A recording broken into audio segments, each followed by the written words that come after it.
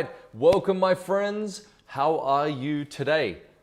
It's Vaughan here, your online ballroom dancing coach. I hope you are terrific. I've got my coffee here. I hope you've got your coffee or maybe your gin and tonic or something to get us going. So thank you to everyone who's been commenting, following through. I just always want to recap what the intention and purpose of this course and program is for you. So remember, as you're going through your private lessons, and some of you your competing experience, or some of you your medal experience, make sure you come back and reference Dance at Home because you can cherry pick the lessons there as you go along. Now, if you're new to the program and you're only there for the first couple of weeks, you're going to notice there's a lot of content coming your way. But once you go through it all, it becomes a really important resource and library for you to access again, right? So you don't need to do each week to week. That's a big thing that school teaches us, that we have to like follow the program and finish. It's actually all right if you skip or cherry pick as you go along, okay? Because you're at a different level to the person next to you. So not every lesson is going to be relevant for you in this moment, but over time, all lessons will become relevant. Now, one of the other things I want to invite you to is Ballroom Mastery Academy, and I'll talk a bit about this a bit later on for some of you who want a little bit more extensive training and a bit more of a systemized program to follow to get some specific exercises that'll help you. So I've formatted these to help varying degrees of dancers achieve the next level for themselves. Okay, so today's great. I'm really looking forward to answering. We've got a little bit of Latin today, which is awesome to see. And we're going to kick it off. We're really going to be focusing a little bit on turns and the principles of turns. So when you look at movement, I want you to think about dancing in a logical way. So this is one thing that's beautiful about me being able to teach you like this. And a lot of people get a bit, one of the hurdles to overcome encouraging people to be part of a program like this is like, how do I learn online? You're not teaching me in person. Dancing technique is incredibly logical and it's very analytical. It's really easy for me to teach it in that sense because of my experience, but for you to be able to pick up and learn. The hard part is the expression of it, the artistic side of it. That's where it gets a little bit more in person in that sense. But there's a lot of things I can provide you that will give you the answer, if you will. And so your questions are very, very important. So make sure you submit them to me. And today we're going to be talking about turns and how to make sure that you have balance when you turn. So one of the things that we look at with movement is think of your dancing as on a cross, all right? And so we have movements that go forward and backward and sideways. I mean, you might say, Vaughan, you are a genius. I'll be like, thank you very much. Yes, genius movement. So we have movements that go forward, backwards, sideways, and of course, diagonal, which is on a 45-degree angle, side and slightly forward. So we have all these directions, right? So when we look at creating forward movements and backward movements, we always have good posture. And there's a specific way we move in ballroom and Latin, okay? We use our feet differently in both of the disciplines. When we look at turning, okay, we turn right and left, that's it. There's only two directions we can turn, right? And then there's a principle to creating a turn. So I might step and create CBM in ballroom dancing, or in Latin, I might create a settling and a rotational movement in my hips or my legs, all right? When we look at strong rotations, so for example, pivoting in ballroom, or creating a turning three-step, which we'll talk about in a second, in Latin, there is also a different way to go. So just remember that when we look at movement, there is technical things that have to be done. And in today's framework, I want you to think about things as being done as A, B, C, and D. If you hit each one in order, you will have a greater chance of success for the movement sticking in your body and you hardwiring it the correct way. If you go from A to C and you miss B, you will create bad habits in your dancing. And this is where it's really hard to unfuck yourself. Unpick the bad dancing, all right? And this can happen really, really subtly in a lot of things. But if you think about movement, if you have a problem in a step, you have to think, what type of movement am I creating? Am I creating a movement that is progressive or is it on the spot? Am I creating a movement that has strong rotation or is it like linear? And knowing that's going to help you with understanding what to fix within that specific movement. All right, now let's get back into the questions for a quick second. I've got my coffee, let's go. All right, boom. So this is from Kevin. We're gonna look at the rumba right now. What's the secret of correct balance when doing a closed 3-step turn to the left or right in the rumba, as I seem to be overbalancing when coming out from a closed 3-step turn to the right into a basic step. Keep up the good work. Enjoy these monthly sessions. Well, Kevin, I enjoy having you here. Long-time member, you are fantastic. I think you're coming up to a few years now. This is excellent. So yes, you can see that the library and the resources in these lessons provide sort of an invaluable resource for you as you go forward in your own dance journey when you come up with problems like this, okay? So if we talk about a turning 3-step, we have 2 types, open and closed, and it is as it sounds, turning 3-step. Now it's not a spin, and so if we can just have a quick look at the difference, right? So a spin is on the spot. So essentially you're spinning around one axis, right? So a spin is on the spot and then you might come out. A turning 3-step is literally 3 steps turning. So there's actually a difference between those two. The good thing is that there is a principle at play. So if we look at a turning 3-step to the left and right, okay, you step, close, and come out, that's to the right, and then step, close, and that's to the left. Now the exercise I'm going to get you to do at home, and this is great for everyone because spins and turning 3 steps is something that everyone can do, but you need to know the A, B, C, D of it, all right? Now, we'll talk about this in the sense of A being the foot, so that's the first thing you need to send correctly. So if I'm going to turn to my right, I'm going to make sure that my foot, first of all, is actually pointing the direction I want to go. And if anything, hopefully you can turn it out a little bit more. And why is that? Because you can see here, Kevin, that I have created over half a turn already in my foot, haven't I? So this is important. If I try to turn with my foot in, you're already going to lose balance. Think about it. If my momentum is going this way and my foot is turned in, well, my body weight is going to go over the footing correctly, and that's where you can lose balance. So first thing is, A, get your foot in the correct direction. Okay. So this is the second thing about the feet in terms of footwork is you're going right foot, left foot, and then back on the right foot. So you're actually swapping feet. Now, in terms of the amount of turn, if I was to break it down for you, I'm going to point here, but then when I close my feet, I want to change the weight into my left foot, and then basically I've done just over half a turn, right? So I've done, okay, so I'm facing against the line of dance. So that's my line of dance. Now, at this point, my weight will be in my left foot, right here.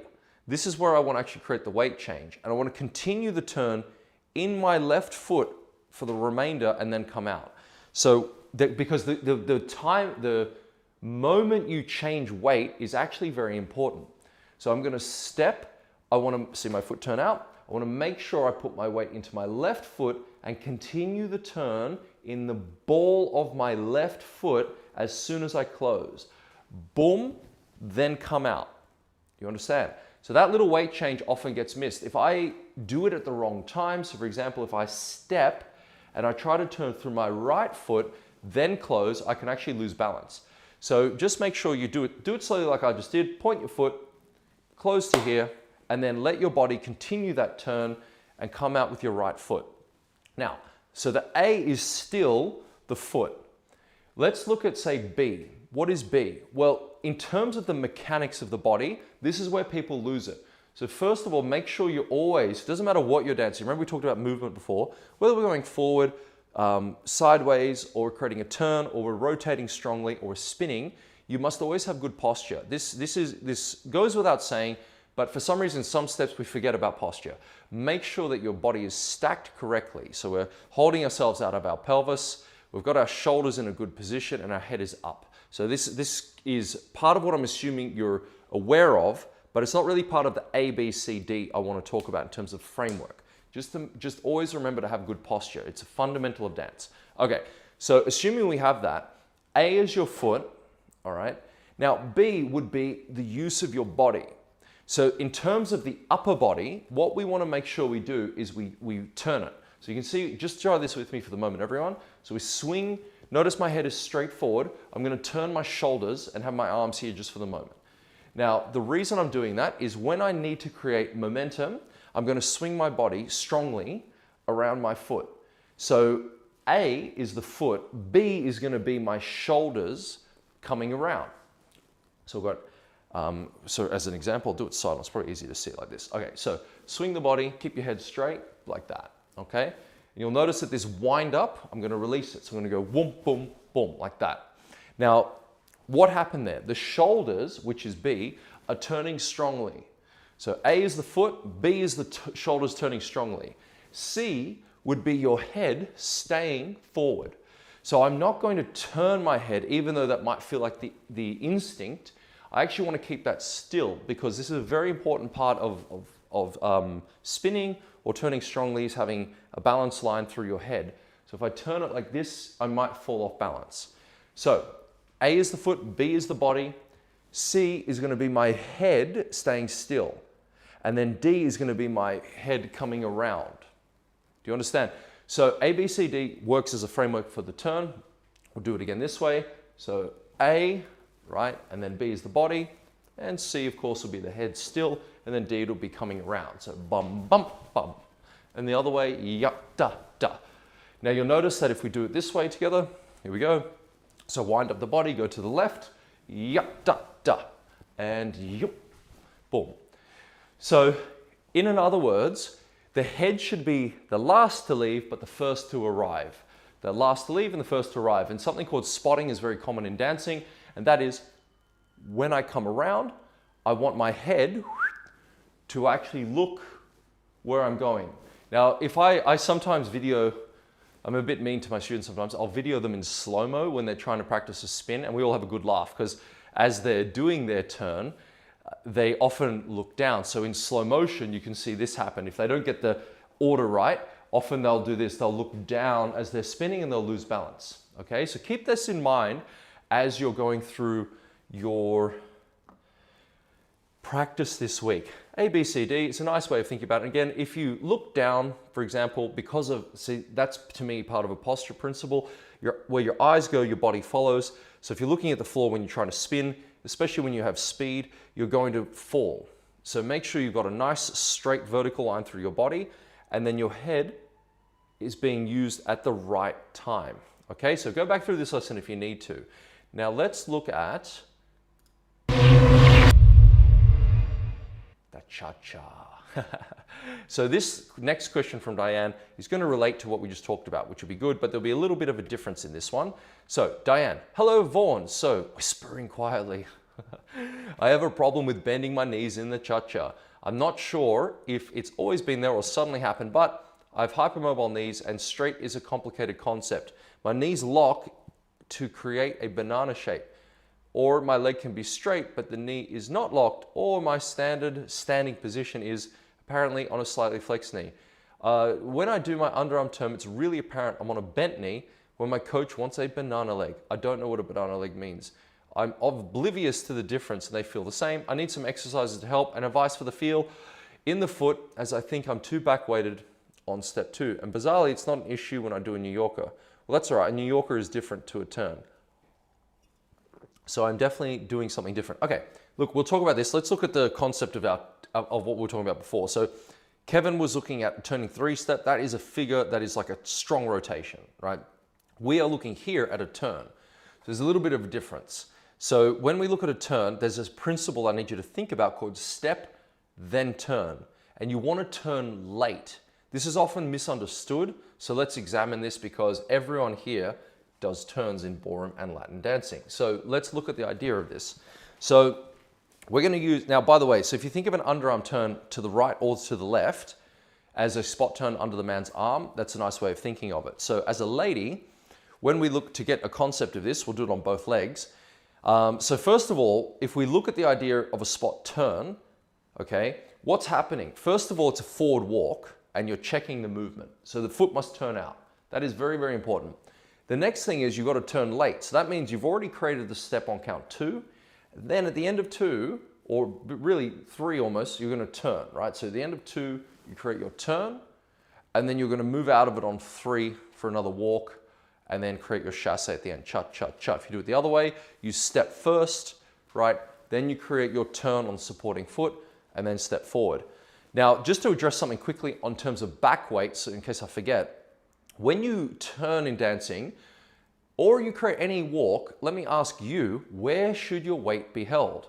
So if you think about the body and the alignment of the body, so if I got a perpendicular line from my head down to my feet, where is my weight held? Is it in the middle of my feet? Is it in the heels? right, where the toes lift, or is it over the balls of the feet? In Latin dancing, it's always over the balls of the feet. It's one of the reasons why men wear fabulous heels. What's up, Cuban heel? That 1-inch bad boy is to put our weight forward.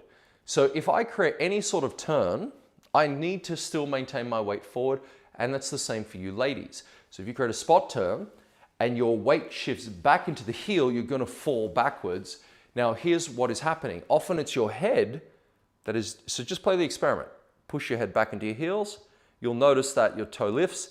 So if you create a turn and your head goes back into your heel, you're going to lose balance. So that's an easy fix. Just get your head weight, conceptualize it, it's in the middle of your feet or towards the balls of your feet at the end of the turn. Now let's address the actual issue of the legs. So, and it's a common problem, so you're not alone on this. In fact, most people have this issue when they're learning to dance or they're improving their dancing. So first of all, the knees themselves in cha-cha are bent when you're doing locks. They are bent when you're doing a chasse. Now you're not bouncing, so be really careful about this. But basically when you take a side step, if I was to exaggerate it, your knees are actually bent when you do your chasses. And they straighten at the end of the movement. So we don't dance them on straight legs, okay? We don't cha-cha chasse with straight legs. So they are very slightly and subtly flexed. So don't stress about them being bent. Just it's problematic if you're bouncing, and it's problematic if you remain on bent legs at the end of a step, i.e. a chasse. So when you go to create a turn though, you will have a straight leg. So this is important. Now you're talking about like hyper flexible, okay? So I've had students like that where their knees bend backwards.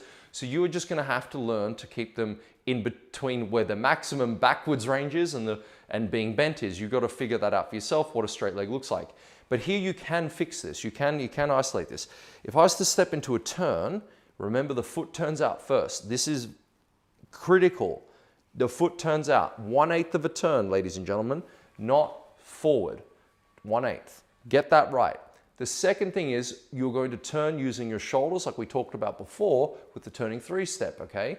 And where are you turning around? You're turning around, let's say in this case, your left foot. And you create that turn, your head will also help you. Keep your weight. Can you lift your right foot off the floor, right? Keep that weight, if I was to draw a line from my head, down into the ball of my left foot. Totally stable, then I can step out. Do it slowly until you, and really feel what's happening here. So check the movement, keep your eyes up, remember the posture principle. So A would be the step, okay, in terms of the framework, your foot's turning out. And B would be you start to turn the body, okay? And then C, let the head come through. And then D, just check your balance and then step out of it.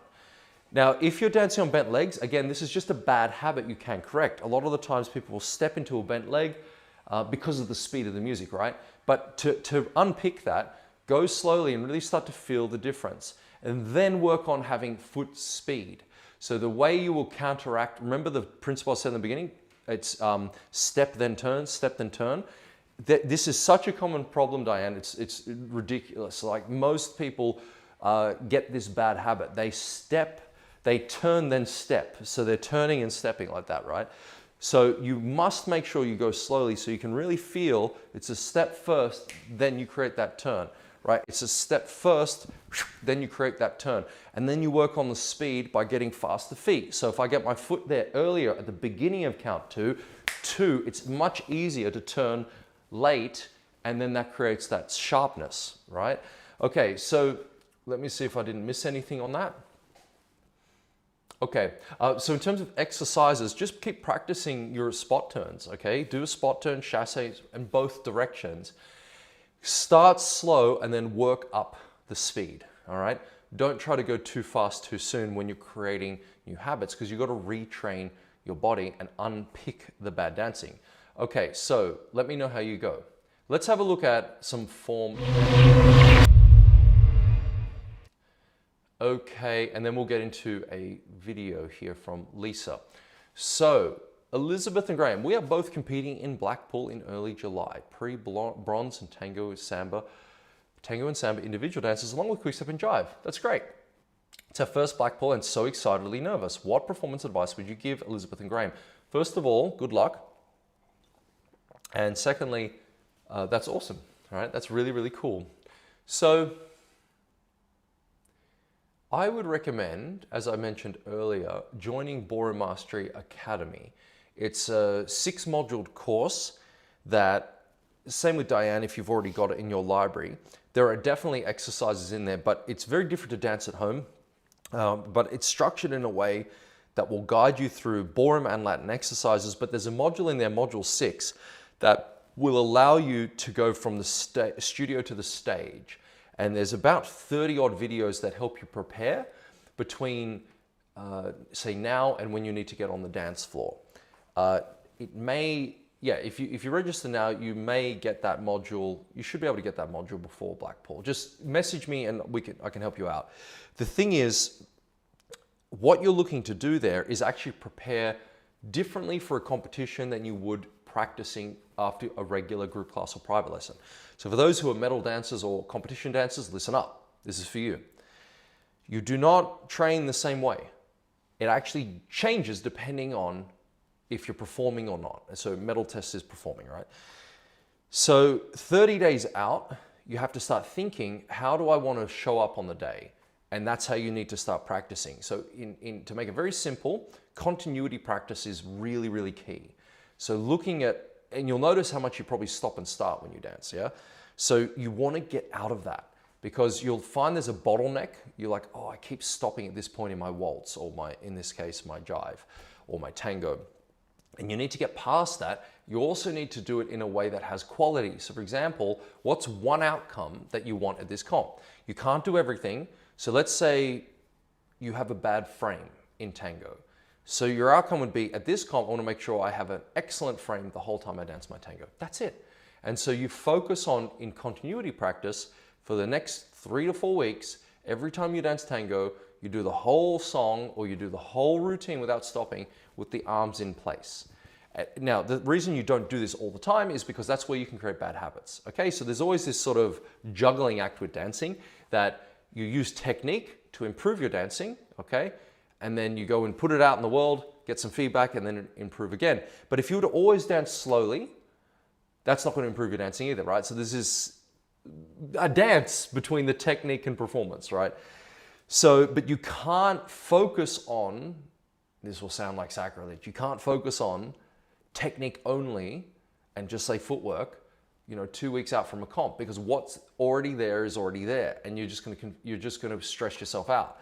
What you can do though is continuity, so you just keep dancing, keep dancing, keep dancing, keep dancing to get your stamina up, to get your performance self ready, because what's the saying that the Navy SEALs love? It's like, you don't rise to the occasion, you fall back on your training. So knowing that, the next couple of weeks up to July, you want to dance as you want to perform, okay? And knowing that you won't be perfect is also important. You will not have everything in line. You might be a little off time on the day. You might make mistakes on the day. But one of the things that's really important, that's different about competition than anything else in social dancing context, is that your look matters. So almost more important than your feet is your upper body. So the frame, because when a judge is looking at you, you have to look fabulous in 4 seconds. So a judge is scanning the floor, and they might look at you at the end of your routine, and you might have made a mistake in the beginning that no one has seen. And at the end of the routine, if you are looking bad because of that mistake, because you haven't practiced properly, and your arms are dropping, well, now they're looking at it going, oh, they're not very good, are they? And that's a problem, isn't it? So you need to look just as good at the end as you do at the beginning in terms of your look. Now, people aren't necessarily assessing your footwork and going, oh, they're awesome. In fact, I've seen many, many, many great dancers who have really bad footwork, but they're champions, right? So that doesn't correlate to good dancing. And I made a video on my YouTube channel about this, and maybe go check it out. So although I focus heavily on that here, that's because we need that framework and that context for good dancing. But when it comes to the artistic side, the execution, the actual movement, all technique is doing is to give you freedom, right? Freedom of movement, to have balance, like all that turning 3-step technique we just went through. It's not to overwhelm you. It's so if you practice it enough, it becomes automatic, all right? And it becomes easy to just do because you've trained yourself properly, and then you can let go and continue dancing without getting caught. Do you understand? And that's what people forget about. And it's very easy for us to fall back on technique as a crutch and to look at it as the end all and be all. But at some point you actually let it go and off you go and move and you dance and you're not overwhelming yourself with everything being, you know, anally correct.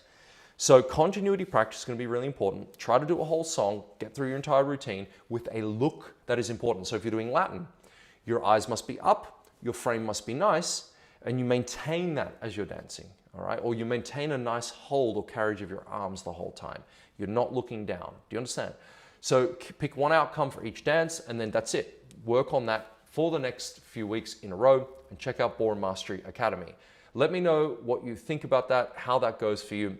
By the way, for everyone here, after you do an event, you also need to then think about, okay, what did we do right? What did we do that needs work?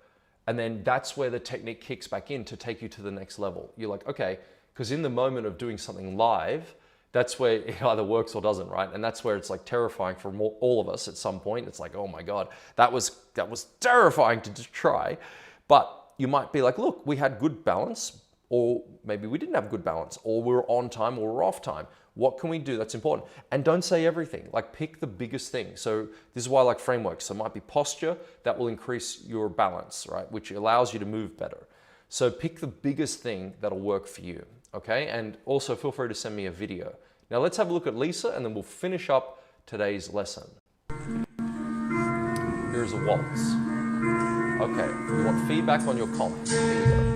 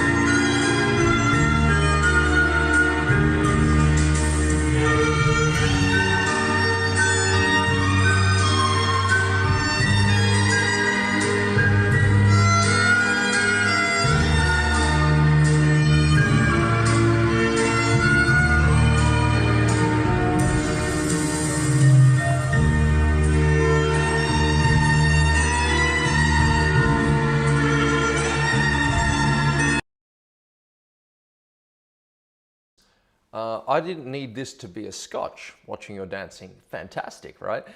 If I did, it would be to celebrate. No, you have a wonderful, and I think most people would agree, you have a beautiful look on the dance floor, right? Especially when you look at the other dancers going past, you're like miles above. So how did you do in terms of your actual result there?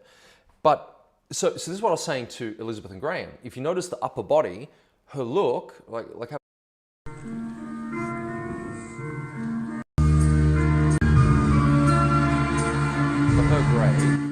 for her grade, you can already see that she has a nice poise and a nice carriage of her arms, right? And obviously your partner. So if you look at that woman that just went past, she looks like she's a handbag, right? So, and I know people are like, oh, you shouldn't say it. No, literally, like that woman needs to be told, hold your arms up and carry yourself a little better. It's not the size of her body. I've danced with women that are bigger than her who are lighter to dance with. She's hanging, right? So weight doesn't mean you're heavy or light. The size of your body doesn't dictate that. The way you carry yourself does. So this is what I mean, Elizabeth and Graham, about look. Straight off the bat, you can see the head weight there is very nice, the look. So now, your question to me was, if I just read it out real quick, thanks for the Q&As. If we're, please add it for the Q&A, that would be amazing. It's a waltz from the comp where I didn't do very well. Okay, no worries. I'm wondering what would be more beneficial. Now, I'm wondering, why didn't you do very well? That's a bit interesting, because there wasn't a couple that like whizzed past, but what if you came last? That's a bit weird. It was mentioned that the swing was missing, and I wonder if my footwork I need to focus on. I'm missing, my forward walk is missing the toe, the ball, the heel. My intention is always there to do it. However, in the moment, I get flat-footed. If you can't do the video review, any tips on how to relax your frame in the ballroom, yet maintain tone? I don't think you need to relax your frame personally, but I'm not dancing with you. Okay, so here's my suggestions. Okay, so yes, I call it platypus dancing. Do you know what a platypus is? You should Google it. It is the weirdest freaking animal in Australia. We have some weird animals here, okay? But the platypus is basically a duck and a marsupial. And you've got this bill that it comes out and these flat webbed feet with a crazy ass claw at the back. And you don't have a claw here, but they've got a flat foot. So it's like when they dance, they're dancing on their webbing, all right? Or you can think of a pelican, okay? So I know it might sound insulting, it's not insulting. You just don't want to dance on a flat foot. So when you're, is my mic so good?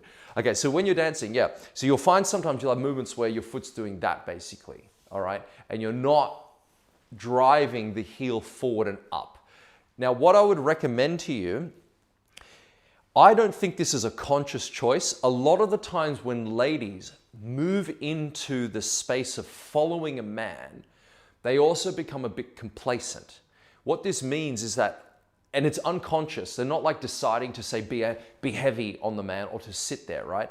What ends up happening is the term following gets confused, like the man's got to make you dance. This is not true at all. The woman must respond to the man once she gets a lead. What this means is that if I give the lady, saying we're going to promenade, we're about to go into a chasse, I expect and I train the ladies to make sure that as soon as they get that movement, boom, they've got to move. Now, often what's happening is that the lady knows they're going into promenade, but then they just take a step and then they do, say, their chasse. What they don't do is actually dance their movement. Do you understand the difference? There's a difference between, say, stepping into a chasse, as an example, versus being led into the chasse and then you actively moving yourself through the step. Now, your professional you're dancing with definitely looks like if you were to move the center of your body with that energy, like to create flight, on every forward step, for example, he would respond by also like following with you, right? So, because the idea with leading, to get sort of into the weeds about it, is that the man suggests the movement, the lady responds, and then the man follows the lady. So my job is not to move you. That's actually bad dancing. I should not physically, come on, like push you. If you feel like you're getting dragged at any point, recognize that you're not actually like moving your body properly. You've stopped somewhere, right? So now, yes, part of this is about your feet. So I mentioned earlier about technique, right? So although you're not being judged on the technique, you need it to do what? To access better dancing. So yeah, 100%. When you go forward, this is one thing you can focus on. So there's two things, but they're joined together. When you move forward, that driving action, which is a swing, by the way. So a swing is this action when you basically move around a fixed point, whether you go forward or backwards or you turn left and right, swing is at play. When you drive forward, feel that heel driving through the floor, but also let your body swing out of it and up. And I'll show you a good spot you can do that in conceptually here. Whoop, bang. Let's put you back here. Let's get you back here. Okay. Let's just pick a couple of easy spots for you. Okay, right here, that step, right there.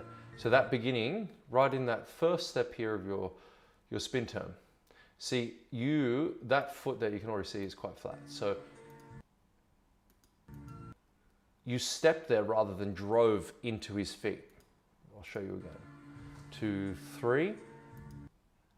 That should be, I'll just get, excuse me as I swap between the cameras. So that's your spin turn, right? So that first step, you should be driving that heel forward and up. You see how I used my foot there? So what you did is sort of just stepped. You need to lower and drive forward and up, and then you can come out. Do you understand? So it's a simple observation, but even some of that will make a world of difference. Now that's one bit. So there, that forward step into your outside change, 1. Right there, bang. Here, that very first step. Okay, so let's put this into simple context. You're stepping versus driving, okay? Let's show again where you're doing that. 1. There, that should be a better drive. Lower and drive. 1. Tell me you beat that woman that just went past the screen. 1, 2.